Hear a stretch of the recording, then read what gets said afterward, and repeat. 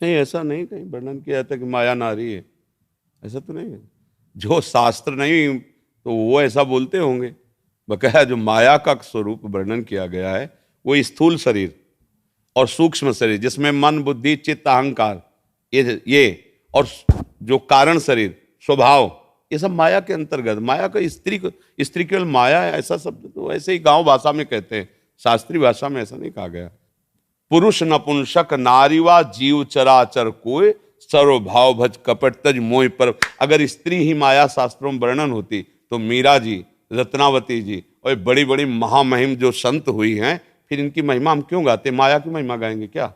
सब उन संतों से कहीं कोई कम नहीं है, चाहे बच्चा संत बने, चाहे स्त्री संत बने, चाहे पुरुष। जो भजन कर रहा है वो सब महामहिम भगवान का है। माया का मतलब है जहां शास्त्र में वर्णन है, मैं और मोर तोर तय माया जे बस कीने जीव। यहां देखो स्त्री पुरुष शब्द आया है क्या? यहां मैं और मोर तोर तय माया जे बस कीने जीव निकाया। और फिर गो गोचर जहां लघु मनु जाई सो सब माया। महाराज जी एक जगह और सुनने में आता है औरत को नरक का द्वार भी कहा जाता है। महाराज जी ये कथन भी औरत को नरक का द्वार नहीं कहा जाता, औरत को भोग बुद्धि से देखना नरक का द्वार है। समझ रहे? औरत का स्वरूप जो है वो हमारी माँ भी औरत है। अगर स्त्री स्वरूप है तो माँ भी है, मेरी बहन भी है, मेरी पुत्री भी है। भगवान कह रहे, भगवान की बात समझना।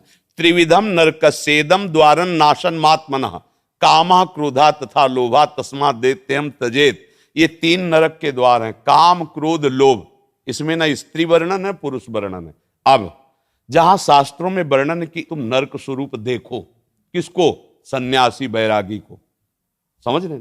तुमने सन्यास लिया, वैराग्य लिया है, अगर तुम किसी स्त्री को भोग रूप देखते हो तो तुम्हारी दुर्गति हो जाएगी। जैसे नरक से भयभीत होता है जीव, ऐसे तू भयभीत रहे, किसी स्त्री को भोग दृष्टि से मत देखना। ये तो बड़ी अच्छी बात है। हमारी माता दृष्टि होनी चाहिए, बहन दृष्टि होनी चाहिए, पुत्री दृष्टि होनी चाहिए कि भोग दृष्टि। देखो ना जो भोग दृष्टि किए राक्षस लोग कैसा बर्ताव माताओं बहनों से करते हैं। भोगा, मार के जला दिया, काट के फेंक दिया, ये भोग दृष्टि ही तो है। कोई ऐसा बर्ताव, तुम्हारा जैसा शरीर प्रिय है वैसे माताओं बहनों का प्रिय है, ऐसा कैसे बर्ताव कर सकता है? तो उसने भोग दृष्टि की ना, तो भोग दृष्टि की निंदा की जा रही कि तुम स्त्री को भोग्या मत मानो। ये इन्हीं से हम लोग पैदा हुए हैं, आकाश से थोड़ी पैदा हुई। यही माताएं हैं, इन्हीं से बड़े बड़े बलवान, बुद्धिमान राजा, महाराजा, ऋषि, मुनि सब इन्हीं से उपजते हैं। इनको भोग नरक का आ जाएगा तो हम सब नरक ही तो है ना, हम सब फिर नरक हुए ना, क्योंकि पैदा तो इन्हीं से हुई है ना। कोई भी महात्मा हो आकाश से थोड़ी उतरा है, माता से तो पैदा हुआ है, तो वो माता आप ही लोगों में तो होती है। किसी भी माता से, अच्छा कोई ऊपर से नीचे तक, चाहे लोक में देख लो या परलोक में, जननी के सिवा अगर भगवान नारायण तो लक्ष्मी जी बगले में है, महादेव तो अंबा जी पासे में बैठी हुई, इनके बिना सत्ता ही नहीं है। शक्ति के बिना अगर वो मात्रा ऐसे न चढ़े शक्ति की तो शिव को क्या बोलोगे? सौ। ये शक्ति ही शिव है। ऐसे ही तुम्हारे जीवन की एक साथी स्वरूप बन करके भगवान आए हैं, तुम्हें दुलार करने के लिए, तुम्हें सुख पहुंचाने के लिए। माता की तरह भोजन बना के पत्नी दुलार करती है, मित्र की तरह तुम्हें सही सलाह देकर तुम्हें सुखी करती है, सर्वस्व अपना अर्पण कर। उसको नरक कैसे? हाँ अभी बताया कि जहां शास्त्र में लिखा उनके लिए। अब तुम वैराग्य ले लिए हो, सन्यास लिए हुए हो, और माताओं बहनों को गंदी दृष्टि से देखोगे तो क्या होगा? जो तुम भोग दृष्टि कर रहे हो। नहीं तो क्या शास्त्र आदेश करता है? जननी समझानो पर नारी। तुम्हें माता के समान देखना चाहिए। तुम भोग रूप देखते हो, मतलब तुम स्वयं नरक के अधिकारी हो रहे हो केवल देखने मात्र से। उसका भाव समझना। अब ऐसा नहीं कि शास्त्र नारी की निंदा करते हैं, नहीं। किसी भी बहन बेटी को तुम गंदी दृष्टि से देखो, तुम्हारा सम्मान होगा क्या? दृष्टि तुम अपनी बदलो। मतलब तुमने नारी की तरफ भोग दृष्टि से देखा, नरक के अधिकार तुम्हारे फिट हो गए। नरकश नारी मतलब नारी को तुम भोग बुद्धि से देखा, तुम्हारा नरक का बिल पास हो गया है। तो बात समझनी है। अगर उसको ठीक समझ नहीं है तो आपकी बात को गलत ढंग से पेश करके वो फिर निंदा का कारण बन जाता है कि शास्त्रों में नारी की निंदा की। ऐसा नहीं है, सावधानी का वर्णन किया गया। भगवान श्री राम जब चल रहे हैं तो आगे जानकी जी को चलाते जंगल में। अगर घर परिवार में कहीं अंदर है तो आगे पति और पीछे पत्नी। लेकिन अगर जंगल है, भयावह स्थिति है, तो आगे पत्नी, पीछे सुदृढ़ उसकी रक्षा के लिए चल रहे। मतलब भाव को समझना है। जैसे कहा जाता है माताओं बहनों के लिए सुरक्षा अति आवश्यक है, आवश्यक है। शास्त्रों में जो कहा गया है कि उद्याने च मद्यपाने च राजद्वारे पितागृहे बिना अज्ञान गंतव्यम बरयाचति वरांगना, वो ब्याह के समय कहा जाता है कि किसी जंगल में बगीचे में कभी अकेले मत घूमना, पति को साथ लेकर ही जाना। जहां कोई मदिरा पिए बैठे हो, गंदे लोग बैठे हो, वहां से अकेले मत जाना, किसी को साथ ले लेना। कभी राज दरबार में अकेले मत जाना, किसी को साथ लेना। ये सब शास्त्र सुरक्षा के लिए, वो कमजोर या निंदास्पद बात नहीं कह रहे, सुरक्षा की। मतलब आप पढ़े लिखे हो, बहुत बढ़िया है, लेकिन चार लोग गंदी वृत्ति वाले मिल गए, अब आपको सहयोग की जरूरत है, आपका स्त्री शरीर है। तो इसीलिए कहा गया कि पति के आज्ञानुसार या दो चार व्यवस्थित ऐसे चलना। अब उसको अगर हम अवहेलना में लें कि भाई नारी भी स्वतंत्र होनी चाहिए, हाँ पढ़ने लिखने में स्वतंत्र हो, खाओ पियो स्वतंत्र हो, खूब घूमो फिरो अपने परिवार के साथ स्वतंत्र हो। तो इसीलिए जो शास्त्रों में सावधानियां वर्णन वो गलत नहीं है, उनका अर्थ गलत करके आपको बताया जाए तो आपको लगेगा कि शास्त्रों में नारी की निंदा की जा रही। ऐसा नहीं है, पूरे शास्त्रों को भगवत कृपा से जहां तक पढ़े। अब जैसे पुरुषों में सब ईमानदार थोड़ी होते हैं, ऐसे माताओं बहनों में सब अपने धर्म से चलने वाले थोड़ी होते हैं। तो जहां कहीं आपके आचरण गलत हो रहे हैं तो आपको डांट लगाएगा शास्त्र, और पुरुष को लग रहा है तो उसको डांट लगाएगा। अब वो सार्वजनिक नहीं है, वो सार्वजनिक सिद्धांत जब पढ़ोगे तो उसमें अलग होगा। शास्त्र किसी एक का थोड़ी है, कानून अच्छा जब कानून है तो स्त्री पुरुष का कानून कोई भेद है? आप 302 करो तो आपके लिए छूट मिलेगी क्या? अगर फांसी की सजा है तो तुमको भी चढ़ा दिया जाएगा, आजीवन सजा तो तुमको भी मिल जाएगी यदि वयस्क हो। ऐसे ही शास्त्र का कानून है। तो इसलिए कभी ऐसा न सोचे कि शास्त्र मनमानी लिखे, कहीं भी संशय हो कभी भी आकर बात कर ली जाए। शास्त्र का ज्ञान होना चाहिए। अब मतलब कहा क्या जा रहा है उसको समझा जाए। अगर उसको केवल उतनी बात काट के, मान लो पूरी बात हम कह रहे हैं, आप आगे की काट दो पीछे काट दो, बीच की वही बात ले लो, तो अब वो फिर कैसे समझ पाओगे? फिर लगेगा कि देखो कैसे निंदा कर रहे हैं। तो ऐसे ही जो निगेटिव प्रचार करते हैं वो उस बात को लेकर के निगेटिव फेंक दिया। उनको खुद अनुभव नहीं कि किस धरा से बोला जा रहा है। जब आप भजन करो, धरा में आओ, तो आपको भी शास्त्र ये किसी व्यक्ति के द्वारा लिखे हुए नहीं, ब्रह्मबोध संपन्न महापुरुषों के, जो भगवान को साक्षात देख रहे हैं वो लिख रहे हैं। और हम सब बच्चे हैं। बोलो माता पिता डांटते हैं कि नहीं डांटते? तो हमारे शास्त्र पिता हैं, वो हमें आदेश करे ऐसे चलो ऐसे चलो, और उन्होंने हमें क्यों डांट? अब शास्त्र आज्ञा का उल्लंघन करो तो मनमानी आचरण, फिर तो आप कुछ भी बोलो, भगवान को गाली दो, बात अलग। शास्त्र कहीं भी गलत नहीं है। आप केवल शुद्ध भाव से आओ, प्रश्न करो, उसका उत्तर आपको समझने को मिल जाएगा। कि कोई भी नाम जप रहे हो, किसी संत ने तो बोला ही है ना। आज तक कोई ऐसा भगवान का नाम नहीं है जो संतों के मुख से ना निकला हो। कहीं ना कहीं से सुना है ना, तो गुरुमंत्र हुआ ना, मान लो। भले राम राम जप रहे हैं तो तुलसीदास जी भी राम राम बोले, हनुमान जी भी राम राम बोले, बहुत से भक्त राम राम अब भी बोल रहे हैं, तो हम मान लेते हैं वही राम जो महापुरुषों के मुख से, वही मैं जप रहा हूँ। सब संत हमारे गुरु हैं। जो राम जापक है, नाम जापक है, वो सब हमारे गुरु हैं। भगवत प्राप्ति तुम्हारे चिंतन से होगी। भगवत प्राप्ति का स्वरूप समझते हो? जब बिना किसी प्रयास के भगवान दिमाग में छाए, मन में छाए, दूसरी कोई स्फुरना नहीं, तो कोई और भगवत प्राप्ति नहीं होनी। हो गया, आपके सामने ललित मूर्ति प्रभु अपनी दिव्य लीला प्रकाशित कर देंगे। हम लोग समझते हैं कोई भगवत प्राप्ति आती होगी, कुछ नहीं है। ऐसा कुछ नहीं कि ये वो जैसे नहीं कहते हाथ से तेज निकल कर उनके ऊपर पड़ रहा वो मंडल पर, ये सब फोकस कैमरे के हाँ, भगवत प्राप्ति यहाँ का विषय, छाती का विषय। सुमिरन करते करते खुद खो गया, तो जो जिसका सुमिरन हो रहा है वही हो गया। ये भगवत प्राप्ति है। सुमिरन करते करते मैं सुमिरन कर रहा हूं, ये भी खो गया। अब बचा कौन? जिसका सुमिरन हो रहा था। तो राम ही राम, श्याम ही श्याम, इधर देखे तो श्याम, बाहर देखे तो श्याम, इधर देखे तो राम, बाहर देखे तो राम। अब हो गया भगवत प्राप्ति। जिधर देखता है उसका प्रीतम खड़ा दिखाई देता है दूसरा, चाहे ज्ञान मार्ग में हो चाहे भक्ति मार्ग में। ब्रह्म ज्ञानी ब्रह्म स्वरूप का अनुभव करके सर्वम खलमिदम ब्रह्म, सब जगह भगवान को, ब्रह्म को देखता है। भक्त अपने प्रीतम को देखता है। बस भगवत प्राप्ति का ऐसा कोई नहीं कि भगवान गरुड़ में चढ़ करके आ रहे हैं, वो तो एक क्षण के लिए होता है, ये कोई खास बात नहीं होती। जो भगवत प्रेमी महात्मा होते हैं इसका आदर नहीं करते कि आप आए और चले गए, जीवन भर आपकी बाट जो रहे, आए चले गए नहीं। पिय मूर्ति नयनन बसय तेहि रस रहाय समाय, ये लक्षण सुन प्रेम के और न कछु सुहाय। प्रीतम बस गए, प्रीतम बस गयो मेरे मन, मन में तन में नेत्रों में समा गया। अब उसको जो सुख मिल रहा है वो किसी और साधन से नहीं, और ये केवल भजन से मिलता है। प्रेम मूल यह नाम है, प्रेमी रसिक जपत यह नाम, तो प्रेम मगन निज बन विश्राम, श्री हरिवंश जहारा है।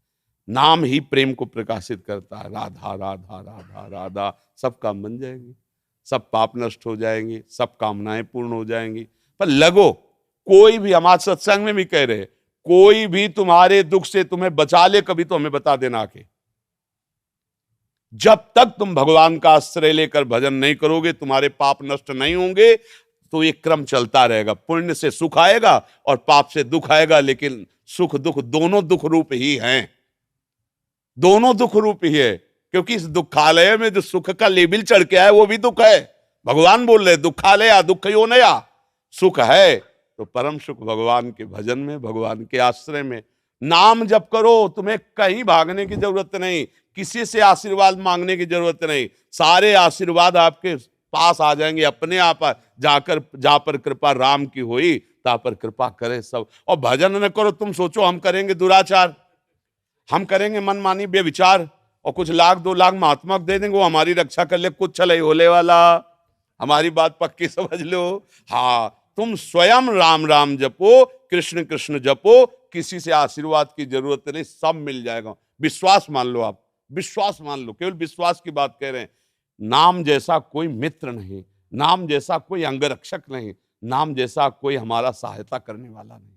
और नाम नहीं है, आप ध्यान देना, द्रौपदी जी भक्त हैं, सभा में निर्वस्त्र की जा रही हैं, कोई नहीं बचा पा रहा, भगवान भी देख रहे, पर जब पुकारा हे कृष्ण द्वारिका, सब आश्रय छोड़कर यही नाथ प्रकट हो गए। यही बाजू में ही पटुका बनकर, धोती बनकर, एक भी क्षण ऐसे हटा नहीं पाया दुशासन।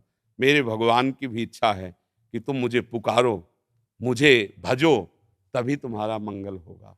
भगवान कह रहे हैं ना, मन मनाव हो मत भक्तो माद्यादि माम नमस्कुरु। ये सब बहुत चिड़चिड़ापन पैदा होता है कि लोग श्रद्धा करके संतों के पास जाते हैं, भैया पैसे लगाए, किराया और भाव करके आप आए, आप नहीं समझ रहे हो कि तुम्हारा कल्याण किससे होगा, तुम्हारा मंगल किससे होगा।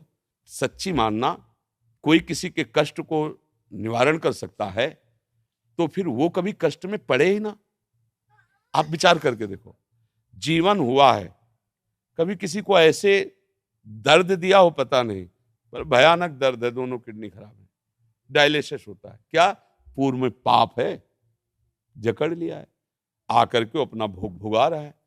पर ये कृपा है कि इस जन्म का क्रियमाण प्रियाजू के चरणों में, तो कुछ बिगाड़ नहीं पा रहा। राधा राधा राधा, जब चाहो बुला लो, जब चाहो रखो, जैसे चाहो वैसे रखो। तो अगर ये भ्रम हट जाए ना सब लोगों का कि हमारा कहीं छूछा जंतर मंतर से कुछ काम बन सकता है, तो आस्तिकता आ जाए, वास्तविक आपका कल्याण हो जाए। पर भागे घूम रहे हैं, तेरे दरवाजे आकर महात्मा तेरे को आशीर्वाद दे के जाएंगे, केवल तू नाम जप कर, गले पड़कर आशीर्वाद दे जाएंगे, कुछ लेंगे नहीं, गले पड़, तू ये ले ले बेटा, मेरा आशीर्वाद ले ले, देने आएंगे।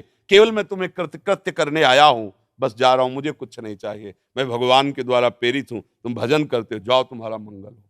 अब यहां करो पापाचरण और सोचो कि सेव संतरा देने से, रुपया जमा करने से दुख निवृत्ति हो जाए, भूल जाला, कुछ नहीं, ये मायाधीश की माया है, कुछ नहीं। सच्चाई पर चलो, अच्छे आचरण करो, किसी को दुख मत दो, भगवान का नाम जप करो, बाल बांका भी निकल सकता कोई, गृहस्थी में हो, पदाधिकारी हो, कोई भी हो, सब सुरक्षित रहोगे। अंगरक्षक सुरक्षित नहीं रख सकता, वो हर समय, मतलब दिल फेल हो रहा है, रक्षा क्या करेगा, लेकिन नाम चल रहा है और वो रक्षा करना चाहता है, तो धड़कन को कम नहीं होने देगा है हर का। अब कल डायलिसिस हुआ है, शाम को कुछ पाया नहीं, क्योंकि ऐसी स्थिति कमजोर हो जाती, अभी कुछ खाने का, अब वो तो 9 साढ़े 9 बजे श्री जी का प्रसाद मिले, लेकिन दहाड़ रहे, किससे दहाड़ रहे, श्री जी के बल से दहाड़ रहे। नाम के बल से दाढ़ रहे हैं। तो अभी अभी अगर हम स्वीकार करें कि हम किडनी फेलियर डायलिसिस मैन, तो अभी लो हो जाएंगे। बिल्कुल लो नहीं, तुमसे ज्यादा पावर में बैठे हैं। तो भगवत आश्रय, ये सारा चमत्कार हमारे प्रभु ने इतने में किया, जानते हो, इतने में, निमिष निमिष मात्र में पूरी सृष्टि का रचना और पालन और श्रृंगार कर दे।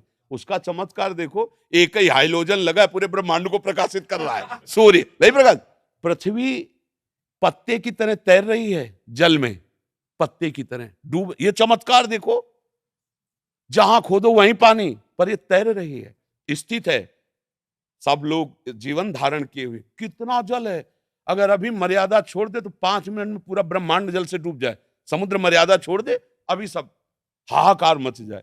वो कितना चमत्कार किए। हम सब माथा, आंख, नाक, मुंह, सबके एक अलग अलग पहचाने जा रहे। ये चमत्कार नहीं दिखाई दे रहा है मेरे मालिक का? कितना मालिक के चमत्कार को देखो। बंदे में जो चमत्कार आता है मालिक से ही आता है। कहां भागे घूम रहे हो? मालिक में लगो, सीधे राधा राधा राधा, कृष्ण कृष्ण कृष्ण। अगर ये बात समझ लो जो अभी बताया, तो प्रश्न का उत्तर मिल चुका है। आप पढ़ नहीं पा रहे हो, लेकिन अध्यापक के बच्चे हो, तो आपके आगे क्लास में जाने में कोई संशय नहीं है। तो आप देख लो कि आप श्री जी की हो अंदर से। बच्चापन का मतलब क्या होता है? बस आपके सिवा मेरा कोई नहीं प्रभु। तो थोड़ी बारी चूक भी वहां चूक नहीं मानी जाती, आगे बढ़ा दिया जाता है। यदि आपके अंदर ये विश्वास है कि मैं लाडली जू की हूँ, मैं प्रियाजू की हूँ, मेरे जीवन धन प्रियाजू जैसा चाहेंगे वैसा होंगी, तो आगे चलकर फिर ये बात भी खत्म हो जाएगी कि मैं भजन नहीं कर पाती, क्योंकि जिससे प्यार होता है उसी का निरंतर स्मरण आता है। प्रियाजू से जब अपनापन होगा, शरणागति हो, तो फिर भजन हम किसका करेंगे? वो अपने आप याद आएंगी, राधा राधा राधा राधा। अब ये आपको देखना है आपके हृदय की गति क्या है, साधन पक्ष पे है या आश्रय पक्ष पे है। अगर नहीं, आश्रय नहीं, तो जो करोगे वही मिलेगा। भजन करोगे उसका फल मिलेगा, बुरा कर्म करोगे उसका फल मिलेगा। आश्रय में हो, अब निर्णय में अंतर हो गया। अगर बुरा हो भी गया तो जहां 100 थप्पड़ पड़ने थे वहां ऐसे छोटी चपट लगा के निकाल देंगे। तो मारा ना हमने, प्रमाण भी देंगे कि मारा ना उसको। आप नहीं कह सकते कि पक्षपात लिया है। बहुत ऊंचा लंबा हाथ करके ऐसे चट से हल्ला जोर से मचाएंगे, मतलब पीट रहा है, जैसे अपने लोगों को पीट रहे हैं। किडनी खराब, पाप कर्म कोई होंगे पूर्व के, पीट रहे हैं। लेकिन कैसे पीट रहे हैं? दूर से हाथ उठा के एकदम पोले ऐसे मार रहे हैं। अब जिसकी किडनी फेल हो, डायलिसिस हो रहा हो, उसकी हालत क्या होगी? या तुमको लग रहा है कि हमारी हालत खराब है? ये ऐसे प्रभु संभालते हैं, ऐसे दुलार करते हैं। प्रभु का आश्रय ले लो, जो भले सो भजन करो, पर गलत आचरण मत करो, गंदे आचरण मत करो, किसी का बुरा मत करो। तुम्हारा बुरा नहीं होगा, भगवान मंगल कर देंगे।